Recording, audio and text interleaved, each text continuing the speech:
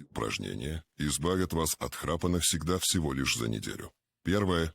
Выдвинуть язык вперед и держать его в таком состоянии 5 секунд. Упражнение повторить 30 раз. Второе. Рукой нажать на подбородок и с усилием перемещать нижнюю челюсть вперед-назад. Повторить 30 раз. Третье. Зажать правую ноздрю и как можно медленнее вдыхать воздух через левую. Затем зажмите левую ноздрю и медленно выдыхайте через правую. Упражнение повторять в течение 10 минут.